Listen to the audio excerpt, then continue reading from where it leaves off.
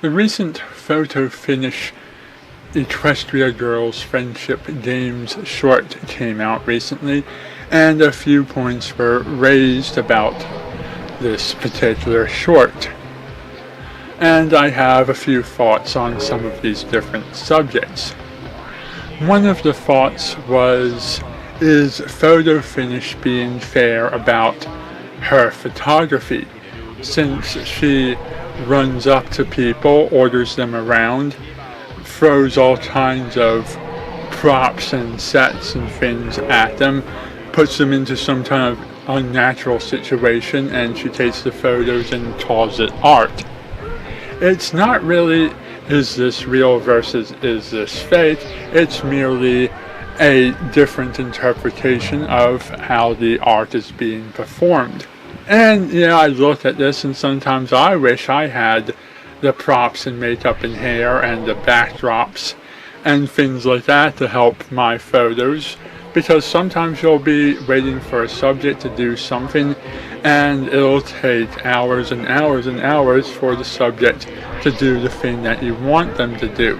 Sometimes it is nice to take a subject and immobilize that subject, place that subject in a hand-built artificial environment, take the exact pictures that you want under the exact controlled environments, and get the exact image that you want. But other times it's nice to go out into the environment and take things under the natural, unaltered conditions of the real world setting. It's a difference between a studio photo and a candid shot.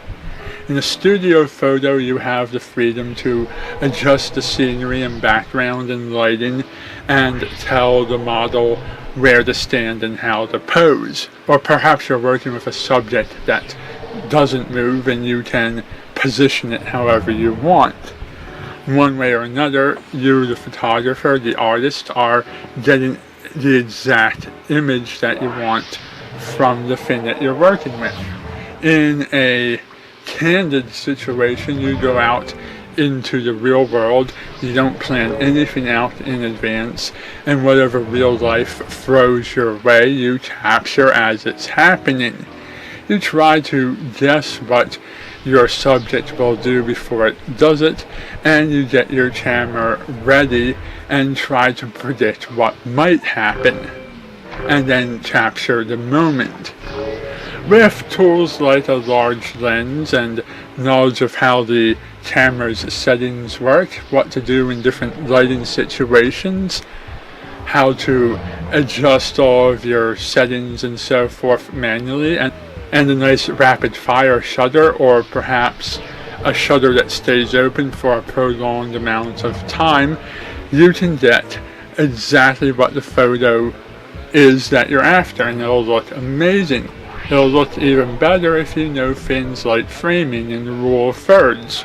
But you can also get good results from models in a studio going about their business exactly how you tell them to, and having every little detail controlled.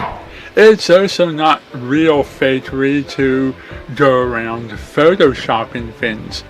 Sure, sometimes you can take things a little bit too far by photoshopping out wrinkles and evening out fat bulges, but photoshopping out power lines or a piece of trash that's in the background, or getting rid of some branch that got in the way of the camera lens, or cleaning up the little bits of dirt that got on your subject, isn't really cheating or being fake. At the end of the day, it's your art and you're doing it your way, and as long as other people like it, that's all that matters. And maybe even as long as you yourself like it, that's all that matters. The difference between studio work and a completely unedited candid shot is the same thing as the differences between Jaws, Jurassic Park, the original Star Wars trilogy, and the Star Wars prequels. It's just like comparing practical effects to computer generated effects to the hybrid of using both. Taking a picture and submitting it right out of the camera without changing anything would be kind of like what they do with Jaws and E.T. and A Never-Ending Story, Back to the Future, Honey, I Shrunk the Kids, things of that nature, where all of the special effects were physical props that were really there in the room and could be handled by the actors and lit by the studio lights. Going out and setting your photos up in the studio and controlling everything about it is kind of like a lot of the new movies that we get today, like the Star Wars prequels and Titanic and Spider-Man and Superman and the Fantastic Four and X-Men and the Avengers and so many of these other movies that are really heavily relying on CGI computer effects. The creatures aren't there and they're completely fake, but the director gets to decide exactly how this thing looks and what it does, and he can even change his mind after shooting the sequence, and he can go into the computer and mess with whatever it is. While it's not there and people think it looks fake, it's actually pretty good and it's still a great deal of hard work. Taking a photo in person in real life and running it through Photoshop, that's kind of like what they do in Jurassic Park, where you have practical effects used on the set that you can actually feel and touch and handle, but you combine that with digital effects that aren't there and added later. Kind of like what they do with Who Framed Roger Rabbit, where the tunes obviously aren't real, but the actors had physical things to touch and hold on to. Whereas filming in a studio is kind of like the Smurfs or Alvin and the Chipmunks or the Garfield movie, where the thing isn't really there in real life, but it still looks pretty good. Well, maybe you can tell the difference between what's fake and real. It's still a form of art. It's not really so much as one better than the other, it's that both are good but in different ways. Not a matter of whether one is fake or the other is real. It's a matter of, at the end of the day, did you have the skill to produce something that people enjoy looking at? It's a matter of personal preference, not a matter of quality. And I'm sure a studio photographer has just as much skill and knowledge as a photographer out in the field. And even then, there's really not that much wrong with taking a photo and running it through Photoshop to touch it up. Even in the pre-Photoshop days, practices like dodging and burning were very common. Minor adjustments to the photo to make it stand out more and give it more punch really aren't that bad.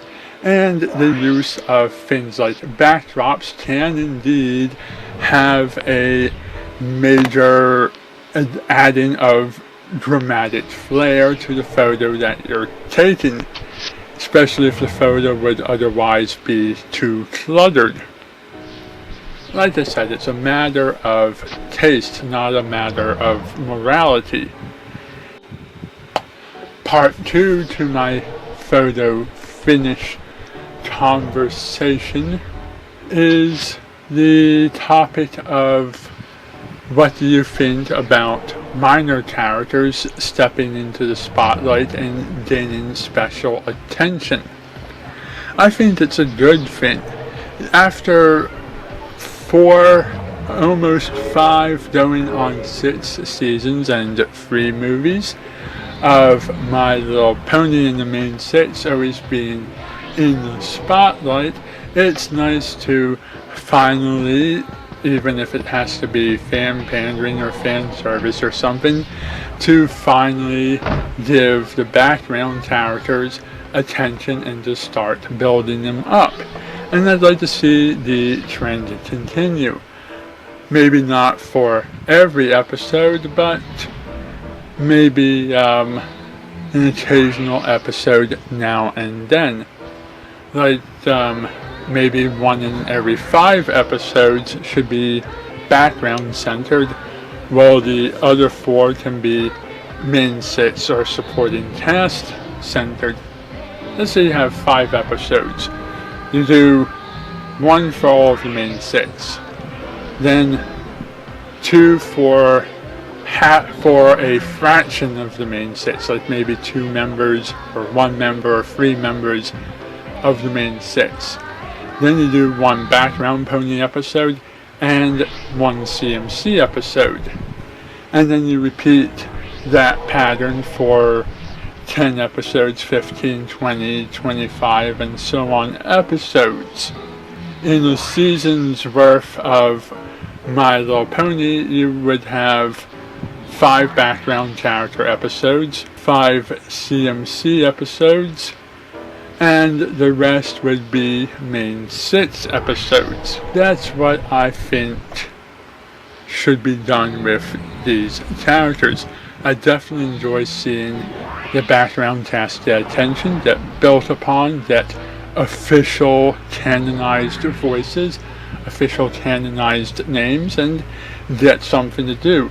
The main 6 are learning their lessons, and those lessons are sticking. Eventually they won't have anything left to learn, and new ponies will have to step up and learn stuff. So why not hand off some of the lesson learning to the minor characters? That, plus the fact that the Princess of Friendship should, by all rights, have more than 6 friends. She should be friends with all of the ponies, not just the main 6.